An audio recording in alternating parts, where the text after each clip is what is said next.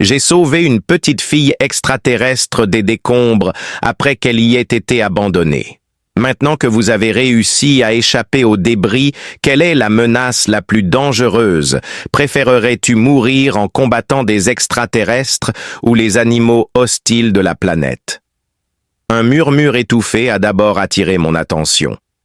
Avant que mes oreilles ne retrouvent leur fonction normale, mon esprit commotionné était absorbé par une diffusion surréaliste et silencieuse qui semblait être une image impossible. Plutôt qu'une aube, le retour de la conscience ressemblait plus au son d'une charge de rupture dans une pièce fermée. Une explosion éblouissante d'agonie, un tsunami de confusion. Des odeurs de fils calcinés d'ozone et de liquide de refroidissement évaporé imprégnaient l'air. Une concoction empoisonnée qui irritait ma gorge. Quelque chose de lourd et impitoyable me clouait le bras gauche, et d'une coupure au-dessus de mon œil, un flux constant de sang chaud et humide coulait sur ma joue. Elle était partiellement enfouie sous une cloison déformée, au milieu d'une brume de chaleur scintillante qui tordait l'air lui-même, et d'une fumée épaisse et âcre qui s'échappait en nuages étouffants. Elle buvait la lumière vacillante du feu comme une ombre vivante dans un monde de métal tordu et incandescent, une créature au pelage fauve et aux élégantes rayures sombres. Je pouvais voir qu'une dalle de Duracell avait horriblement écrasé et mutilé une de ses pattes. Ses oreilles de félin touffu, que j'aurais pensé d'ordinaire vives et fières, pendaient de fatigue, reflétant les cris gémissants du navire en train de couler tout autour de nous. Je pouvais voir ses grands yeux ambrés et brillants former les lettres « Mon nom », même si elle ne disait pas un mot. La déclaration était simple et inaccessible. Ce n'était ni un appel, ni une question, ni des cris à l'aide. Un nom émerge au milieu d'une catastrophe, alors que personne, et je veux dire personne, n'aurait dû le connaître. Après cela, le cosmos a décidé que j'en avais assez d'être seul. Puis, le son a commencé. Des hurlements du métal sous tension, le sifflement vorace du feu qui dévore l'isolation des cloisons et le crépitement aigu des conduits électriques surchargés composent une symphonie de dévastation. Au milieu de tout ce vacarme, je pouvais en fait distinguer sa voix, un murmure ténu et surnaturel qui ne déplaçait à peine la fumée. Mon travail de pilote de fret indépendant Jimmy semblait beaucoup plus excitant que de transporter des cargaisons douteuses pour des clients secrets vers des régions galactiques lointaines. Les hommes qui y travaillaient avaient des histoires qu'ils préféraient garder cachées et des futurs qu'ils évitaient de considérer. Cette course spécifique était pour X-Yogen une société dont le logo était aussi impersonnel que ses représentants. Le briefing s'est terminé sans un seul clignement de l'homme qui m'avait embauché, un certain Monsieur Khan, dont les yeux brillaient comme des galets polis. La cargaison marquée comme spécimen de faune exotique 7 était destinée à un site de recherche secret qui semblait se trouver dans une autre dimension, loin des étourneaux affrétés. Un homme pourrait acheter beaucoup d'oubli avec ce genre d'argent, la paix était spectaculaire. Je me suis abstenu de poser des questions sur la raison d'installer des amortisseurs biologiques et un champ de stase de classe 4 dans le conteneur de fret qui sont généralement associés à des munitions volatiles. Je me suis contenté de hocher la tête et j'ai laissé leur insaisissable crédibilo, un homme joyeux nommé Wex, tracer la route. Le vol s'est déroulé de manière remarquablement paisible. Vrombissant à travers l'espace, le vaisseau est un cargo de classe Kestrel modifié. Alors que Wex et moi sirotions notre café synthétique bon marché et amer sur le pont, nous avons discuté de nos plans pour la prime. Sur une lune agricole, il avait l'intention d'acheter un modeste terrain. Pendant une longue période, j'avais l'intention de disparaître. Avant la désintégration de l'univers, c'était le dernier moment de normalité. Une série d'explosions dévastatrices avait mis en lambeaux le département d'ingénierie. Pas un défaut, pas un accident. La marque brutale du sabotage était clairement visible. Dans un canyon profond et érodé par le vent sur Vorenta, fumait mon vaisseau, mon billet pour l'oubli. La planète était un endroit épouvantable pour les cartographes, un rocher désolé avec des vents terribles qui pouvaient arracher les ailes d'un vaisseau plus faible et des canyons dangereux qui confondèrent les capteurs. Ce serait l'endroit idéal pour couler un vaisseau sans laisser de traces. Un écran avec un réseau de fissures apparut sur la montre bracelet du communicateur alors qu'elle s'animait brusquement. Une large fréquence d'entreprise portait la diffusion. Au milieu des parasites, la voix impassible de Kane se fit entendre. La catastrophe frappe alors que le cargo de poussière d'étoiles s'écrase. Tragique brèche dans la coque. Pas un seul signal de détresse en vue. On pense qu'il est mort à bord. L'actif 7 a été déprécié. Déprécier les actifs plusieurs fois.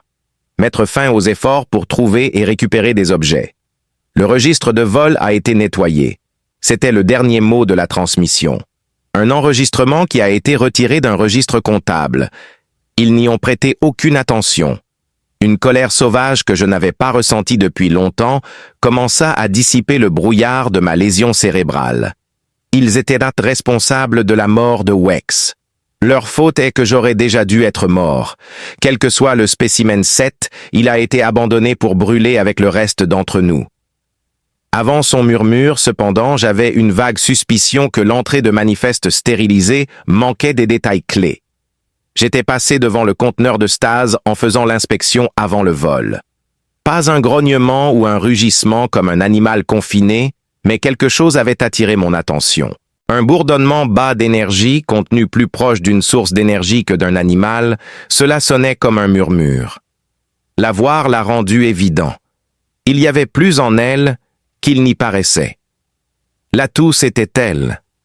Les débris me serrèrent le bras, mais j'ai réussi à le libérer. Une bienvenue diversion à la rage glaciale qui me parcourait les veines était l'agonie aiguë. Il y avait du sang et de la crasse partout sur ma combinaison de pilote qui avait une déchirure au niveau de la poitrine. En tout cas, j'étais en mouvement. Aucun réacteur de vaisseau ne pouvait rivaliser avec l'adrénaline comme source de carburant. Mes bottes glissaient sur le fluide hydraulique alors que je me précipitais vers elle inconscient de la chaleur intense émanant de la barrière sous laquelle elle était confinée.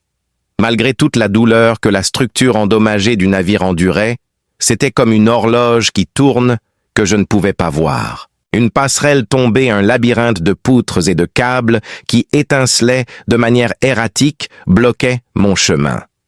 À travers les quartiers de l'équipage, je devais contourner. La scène était caractérisée par une destruction absolue, comme un sombre rappel des vies qui venaient d'être fauchées des effets personnels, une tablette de données avec une photo de Wex et de sa famille, et un livre de poche abîmé étaient éparpillés parmi les décombres. Une vague de honte si intense qu'elle m'a fait haleter m'a frappé de plein fouet. En tant que capitaine et pilote, c'était moi. J'étais responsable de leur vie. Un fantôme de mon passé réapparut. Cette ombre de honte, un spectre qui me hantait depuis mes jours dans la flotte d'entreprise, avec les souvenirs d'un autre accident tragique, d'un incendie et d'une liste de noms insondables. Mon attention se concentra sur la fille aux yeux ambrés, alors que je me frayais un chemin à travers les débris secouant cette sensation. Après avoir récupéré une barre à mine dans un casier d'urgence, je suis retourné à ses côtés.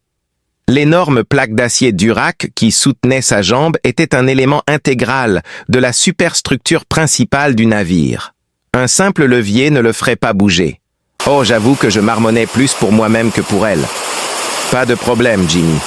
Prends un moment pour réfléchir. Son expression était indéchiffrable alors qu'elle m'observait. Ses yeux ne trahissaient aucune peur, mais plutôt une vigilance profonde et épuisée. Elle est restée silencieuse, malgré ce qui devait être une douleur atroce. Cela me mettait encore plus mal à l'aise que si elle avait crié.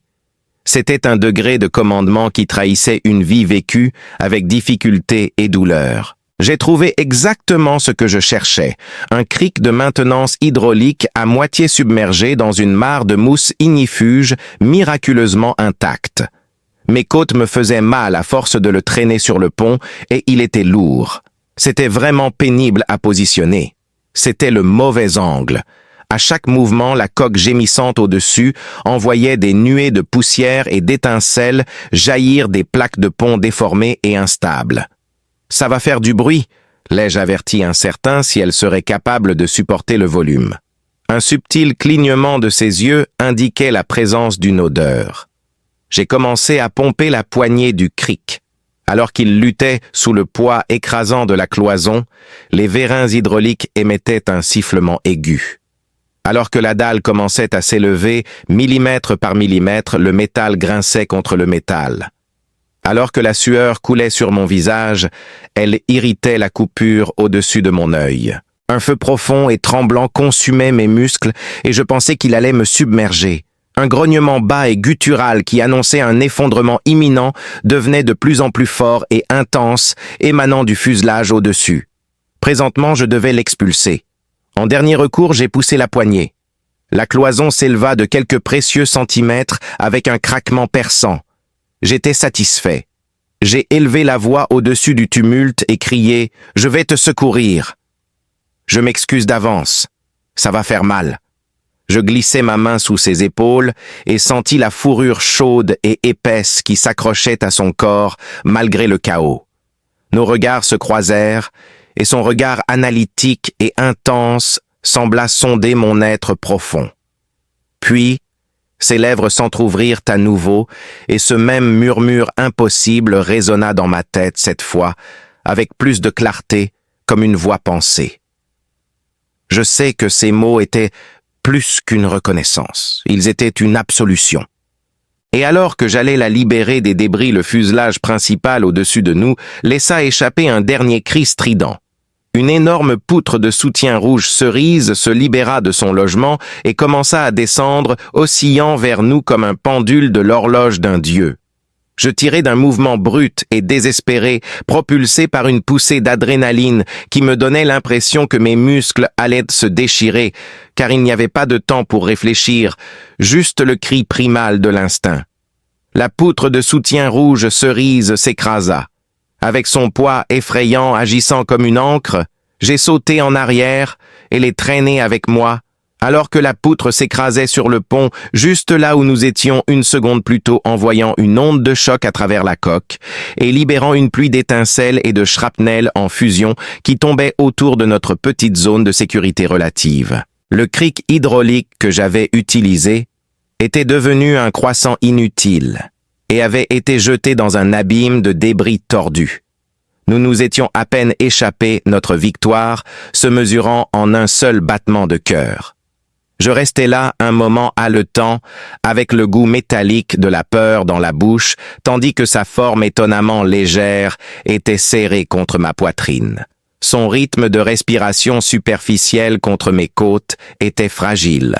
Au moment où une lueur de soulagement tentait de percer mon choc, l'écran fissuré de mon ordinateur de poignet a émis un avertissement urgent concernant un danger imminent. En regardant à travers la crasse, j'ai pu distinguer un seul contact qui plongeait dans le canyon, mais tout espoir qu'il s'agisse d'un équipage local de Vorent ou de charognards dangereux certes, mais au moins motivés, s'est évanoui lorsque l'ordinateur a comparé la signature énergétique du vaisseau à ma base de données. Nous n'étions pas des survivants pour eux, nous étions des preuves. Le vaisseau était un intercepteur d'entreprise de classe Cinder noir et élégant, construit dans un seul but, l'assainissement. Leur objectif n'était pas de fouiller les décombres, ils voulaient les stériliser et effacer leur coûteuse erreur de l'univers. Les célèbres vents tranchants de Vorenta commencèrent à hurler comme une bête possédée.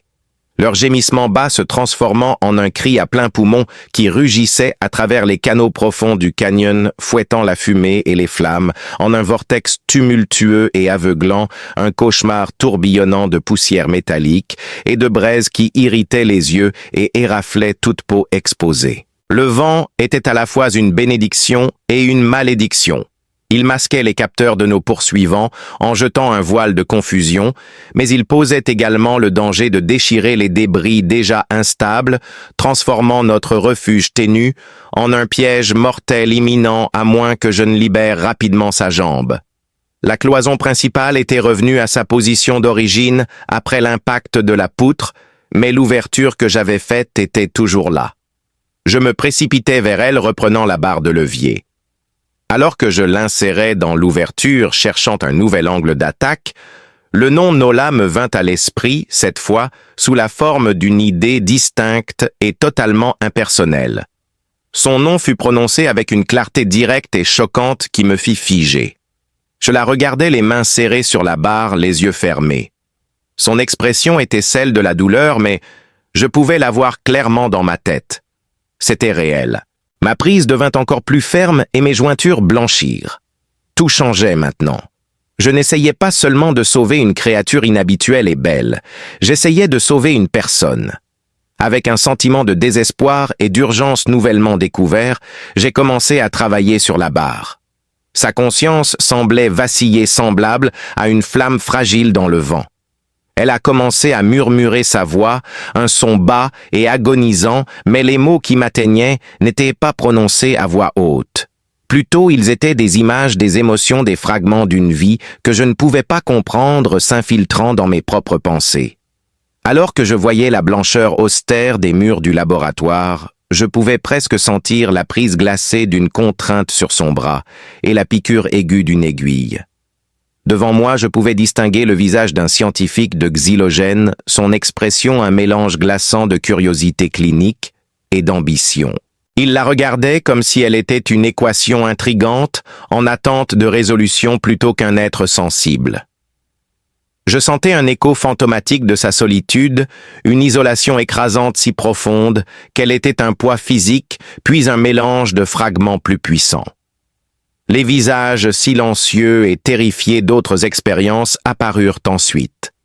Les êtres étaient tous de taille et de formes différentes, mais ils avaient tous la même expression hantée dans les yeux. Elle était une télépathe, une merveille génétique créée par Xyloen. Tout au long de sa vie, elle n'avait été traitée que comme un objet, un instrument biologique de valeur à étudier, contrôler et finalement vendre.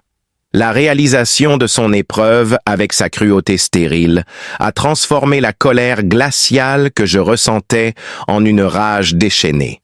Il l'avait soumise à cela. Il l'avait placée dans cette capsule de stase, l'avait enregistrée comme faune, et quand leur plan avait échoué, il l'avait abandonnée à brûler dans les débris. Cependant, le pire était encore à venir. Alors qu'une douleur particulièrement intense la traversait, ses défenses mentales se sont effondrées, et un souvenir cohérent, solitaire, perçant et horriblement clair a envahi mes pensées. Je n'étais plus dans le champ de débris de Vorenta. Au lieu de cela, je me trouvais sur le pont de mon vaisseau, observant le monde à travers ses yeux, alors qu'elle se réveillait dans la chambre de stase. Son esprit, un observateur passif, qui avait écouté et s'était fixé sur le seul autre esprit à bord, un tourbillon d'anxiété et de culpabilité, contrairement au mien. J'observais Wex, mon aimable copilote aux joues roses, assis à un terminal de communication secondaire, le dos tourné au cockpit. La sueur perlait sur ses joues et ses pensées étaient un mélange chaotique d'avidité, de peur et d'un pitoyable effort d'auto-justification. Il discutait avec un contact d'Omnicore Industries, une société concurrente. Je pouvais distinguer le visage d'un dirigeant d'Omnicore sur l'écran de Wex. J'ai entendu la finalisation de leur accord et j'ai vu une femme dont les dents étaient aussi acérées et glaciales que des éclats de verre. Il s'avère que Wex ne se contentait pas de saboter le vaisseau. Il permettait à une équipe d'Omnicore d'intercepter et de prendre la cargaison et la femme elle-même. L'explosion n'avait rien à voir avec son plan. La dernière pensée de la femme d'Omnicore que Nola avait captée était une irritation glaciale. Et il s'avère que Wex avait gâché l'opération. Un simple détournement s'était transformé en un chaos total à cause des explosifs.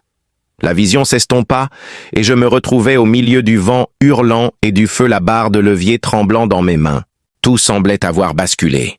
Wex, l'homme qui m'avait souhaité bonne chance et parlé de ses rêves d'une ferme paisible, m'avait tapoté dans le dos. Il nous avait trahis.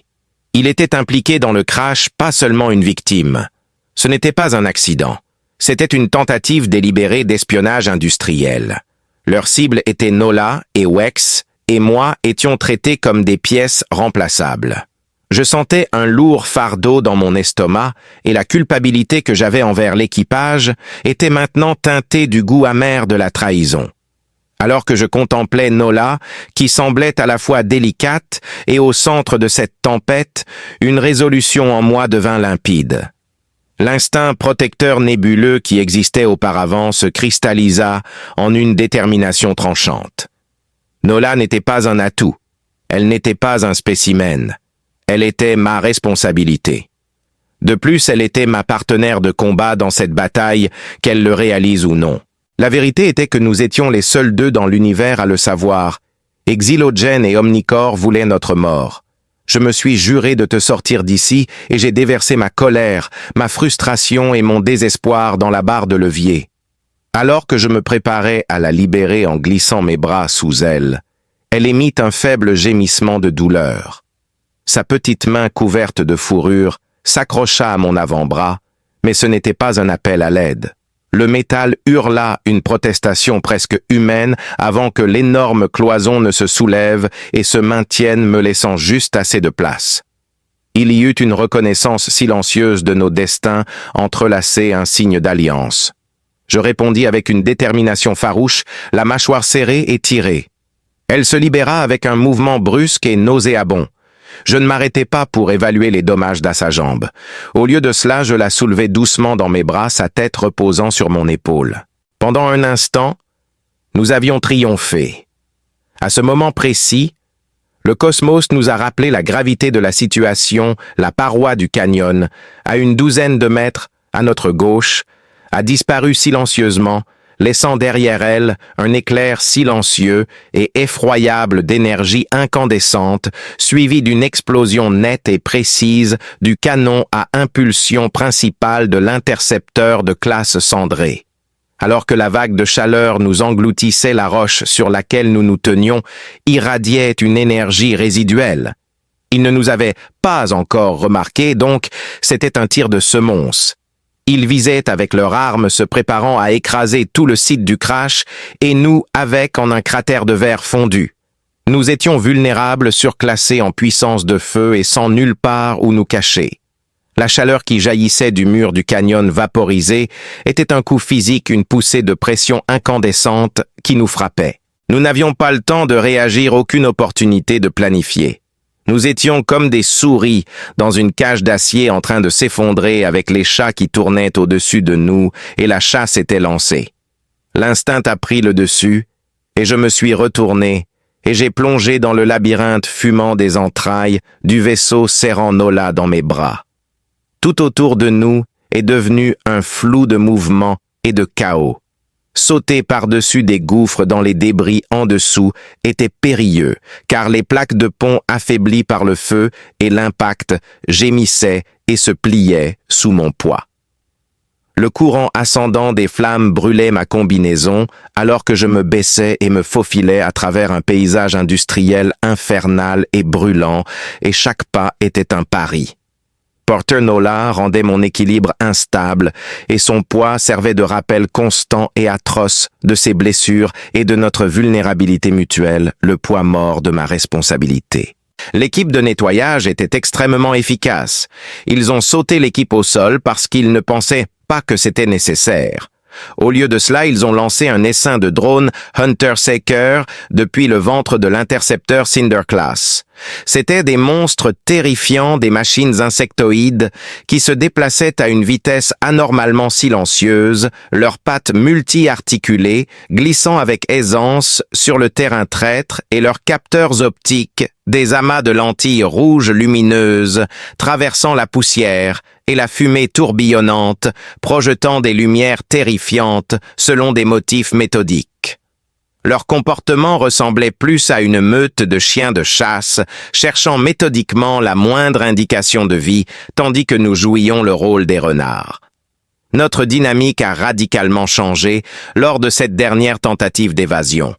J'étais Nola, l'œil brisé, et elle était mes jambes et mes muscles. Elle était notre boussole, notre système d'alerte précoce et notre seul véritable avantage. Malgré l'agonie atroce qui irradiait de sa jambe cassée, elle posait sa tête sur mon épaule, ses pensées s'étendant dans le chaos. Il n'y avait pas de temps pour des pensées cohérentes ou des conversations. Instinctivement, j'ai senti une plaque de plancher céder juste au moment où ma botte allait la toucher, ce qui m'a fait me déplacer vers la gauche sur une poutre plus solide. Puis j'ai eu une illumination sur la faiblesse de la structure devant moi, ce qui m'a fait dévier d'un chemin apparemment dégagé vers un petit tunnel de maintenance sombre quelques instants avant que tout le couloir dans lequel je me dirigeais ne s'effondre dans un brasier. Ces avertissements étaient comme un éclair qui me frappait au cerveau. Les servomoteurs silencieux du drone, un son fantomatique qu'elle pouvait entendre avant moi, remplissait mon esprit et me faisait me baisser pour me mettre à couvert derrière la turbine du moteur encore fumante. Mon esprit de pilote, qui avait été entraîné pendant des années à se fier aux instruments et à mes propres 5 sens, s'est d'abord rebellé. Une fraction de seconde d'hésitation, un éclair de doute, quand l'une de ces commandes mentales semblait illogique, nous a presque coûté la vie. Après cette leçon douloureuse mais nécessaire, je n'ai plus posé de questions. J'agissais quand elle projetait une commande.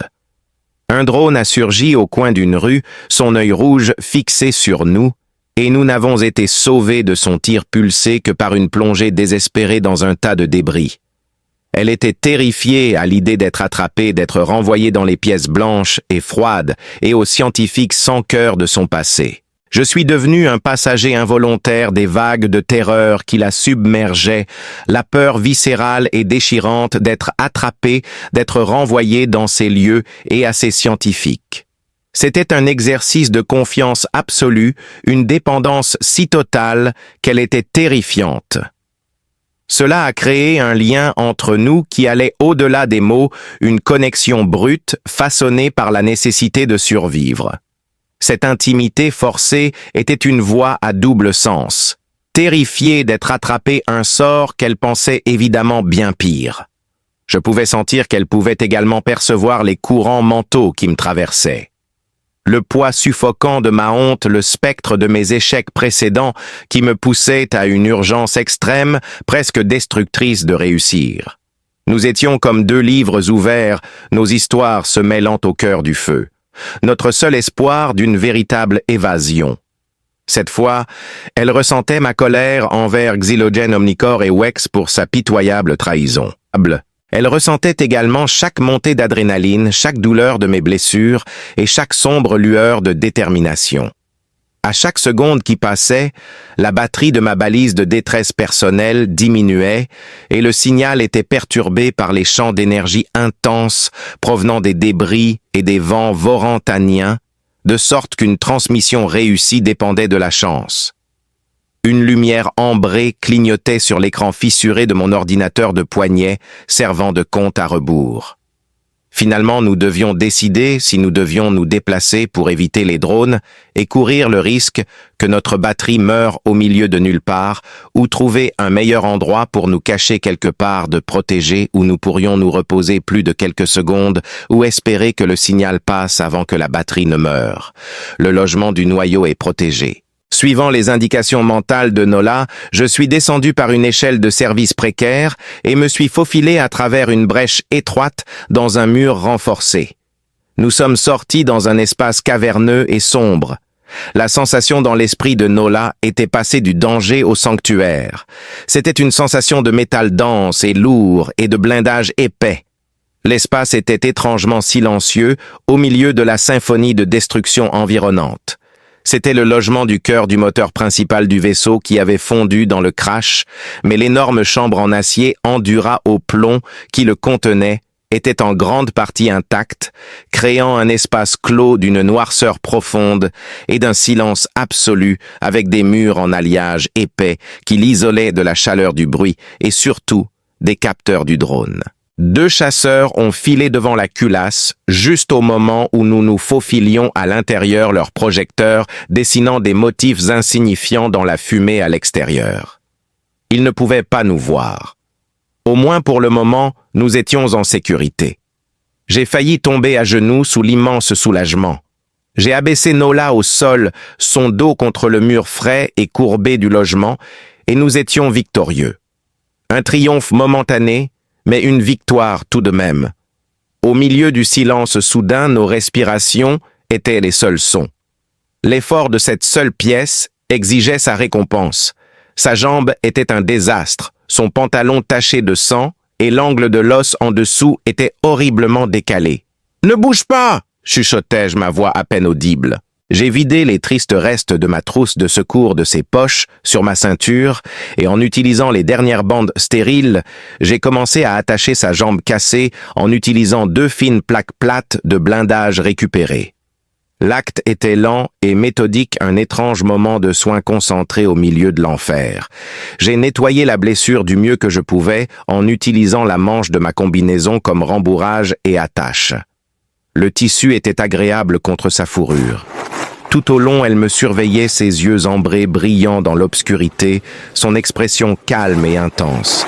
Elle laissa échapper un long soupir frissonnant, un soulagement de la douleur qu'elle avait silencieusement endurée pendant des heures, alors que le puissant médicament commençait à faire effet.